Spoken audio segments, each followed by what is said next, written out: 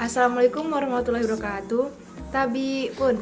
Hello everyone. Dalam video ini kami akan menjelaskan hasil diskusi kami tentang apa itu organisasi. Sebelumnya, perkenalkan, saya Ulan Alnasari dengan NPM 210606105 di sini sebagai moderator dan ikut serta sebagai pemateri. Jadi, apa sih organisasi itu? Organisasi adalah sebuah wadah untuk sekumpulan orang yang bekerja sama secara rasional serta sistematis yang terpimpin atau terkendali untuk mencapai tujuan tertentu, memanfaatkan sumber daya yang ada di dalamnya. Nah, jadi contoh organisasi yang kami ambil dan yang akan kami bahas dalam video ini yaitu UNICEF. Siapa yang tidak tahu organisasi internasional satu ini? Apa itu tujuan, pengertian, makna, struktur yang ada pada UNICEF? Nah, mari kita simak penjelasan kami berikut. UNICEF merupakan singkatan United Nations Children's Fund atau Dana Anak Perserikatan Bangsa-Bangsa. Jumlah anak yang kehidupannya telah dibantu oleh UNICEF adalah yang terbanyak dibandingkan organisasi kemanusiaan lain. Nah, jadi UNICEF ini bekerja untuk memastikan bahwa anak-anak di seluruh dunia ini memiliki akses pendidikan dan perawatan kesehatan yang dapat dilindungi secara eksploitasi, pengabaian, dan pelecehan. Peranan UNICEF dalam ruang lingkup global telah ditegaskan oleh fungsi dan tugas UNICEF dalam memberikan advokasi kepada anak-anak. Hai, perkenalkan nama saya Yeremia Pangyutan Karo dengan MPM 21060611012 Prodi D3 Administrasi Perkantoran. Tentang UNICEF, didirikan pada tahun 1946, tanggalnya 11 September. Nah, dia ini mempunyai misi khusus tentang memberikan persediaan makanan darurat khusus anak-anak yang dimana negaranya terdampak pada Perang Dunia Kedua. Nah, kemudian setelah tahun 1954, PBB mengadopsi UNICEF menjadi United Nations Children Fund yang secara resmi juga permanen. Nah, UNICEF ini beroperasi selama keadaan darurat untuk mendukung negara-negara berkembang seperti Indonesia, Malaysia, dan yang lain-lain. Nah, untuk memberikan sumber daya pada anak-anak dasar, yaitu seperti advokat untuk anak-anak serta hak-haknya anak-anak. Kemudian UNICEF ini sudah bekerja sama dan dikembangkan oleh pemerintah tuan rumah. Programnya sudah 5 tahun. Ini berfokus untuk cara-cara praktis untuk mewujudkan hak anak-anak dan perempuan. Untuk negara-negara mana saja yang ikut serta dan berpartisipasi dalam organisasi UNICEF itu ada banyak. Misalnya dari Asia Tenggara, itu ada negara kita sendiri, negara Indonesia, Malaysia, Singapura, dan juga Myanmar. Lalu dari negara Asia yang lain aja ada Jepang, Cina, dari benua Amerika ada Brazil, Argentina, dan sedangkan dari benua Eropa itu ada Portugal, Turki, Pakistan, Italia, dan Polandia. Banyak sekali negara-negara yang ikut dalam organisasi UNICEF ini. Hubungan yang efektif di sini memiliki beberapa tanggung jawab yang terbagi menjadi 3, yaitu yang pertama, mengatur, memfasilitasi, melayani badan eksklusif dan para biro ketika adanya sesi konsultasi bersama. Dan yang kedua, menyediakan layanan editorial dan teknis ketika adanya sesi penyampaian informasi dalam bentuk dokumentasi pada badan eksklusif. Dan yang terakhir, tanggung jawab yang ada sesi konsultasi informasi, briefing, dan pertemuan para biro.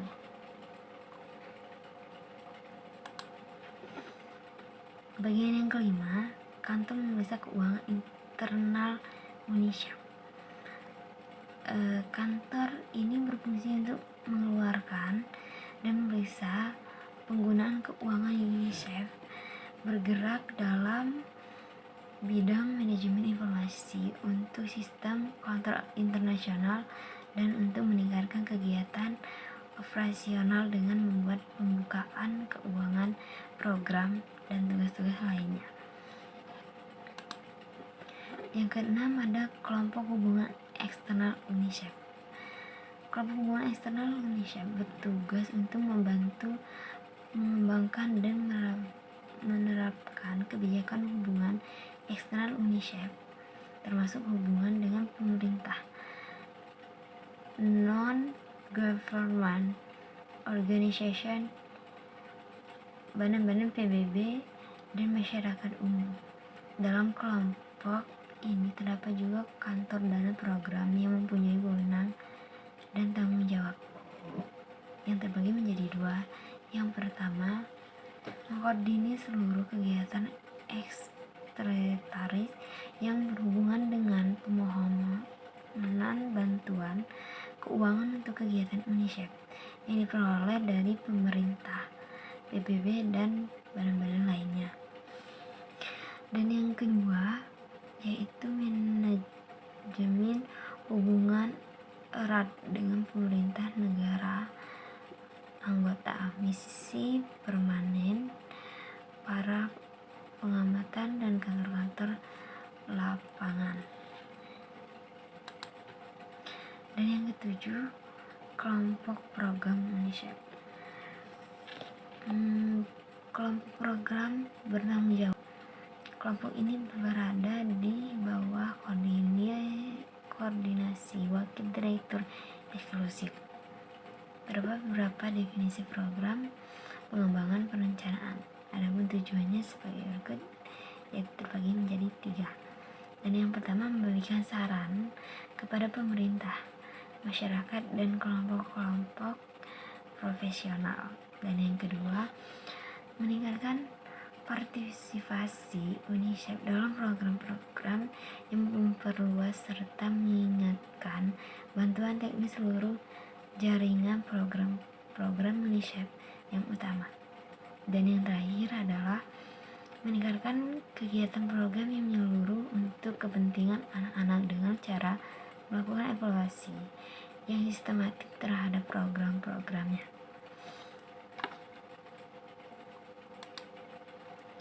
Bagian yang ke-8, kantor regional UNICEF merupakan kunci operasional yang dapat mengajukan usul, nasihat program-program, dan menyediakan perlengkapan atau logistik. Tugas setiap dari kantor ini adalah sebagai perantara dan secara komunikasi antar kantor lapangan dengan kantor pusat. Kantor regional memfokuskan daripada sumber-sumber interdisipliner dan profesional yang dapat menjalankan pelayanan yang menyeluruh pada kantor-kantor lapangan di setiap wilayah dan memberikan saran-saran pada kantor pusat. Dan yang ke-9, kelompok operasional UNICEF. Apa sih kelompok operasional UNICEF? Maksud dari itu yaitu adalah sekelompok operasional ini di bawah definisi manajemen dan administratif, bertanggung jawab kepada wakil direktur eksklusif. Bagian operasional ini melakukan kegiatan-kegiatan yang berhubungan dengan sumber daya manusia yang sering disebut SDM. Nah, manajemen dan administrasi infansional. Tugas-tugas kelompok operasional ini antara lain terbagi menjadi 3. Dan yang pertama itu, di sini saya akan bertanya kepada saudara Yere, bagaimana sih caranya UNICEF itu mempertanggungjawabkan kegiatannya. Dan yang kedua, tolong jelaskan bagaimana caranya berdonasi ke UNICEF. Sekian dari pertanyaan saya. Terima kasih kepada saudara Yere. Saya harapkan agar bisa menjawab pertanyaan saya. Nah, sesi tanya jawab kali ini bagaimana cara berdonasi ke UNICEF. Nah, kalau kita mau donasi itu mereka sangat berpartisipasi dan mereka sangat menghargai cara kita atau besar nilai kita donasi ke UNICEF. Nah, kita bisa melalui mengunjungi situs mereka di UNICEF ID atau menghubungi nomor-nomor mereka yang tertera dalam situs mereka. Nah, jika langsung bertemu secara langsung, bisa mengunjungi dari salah satu lokasi yang terdapat yang di negara-negara yang sudah berpartisipasi dalam UNICEF.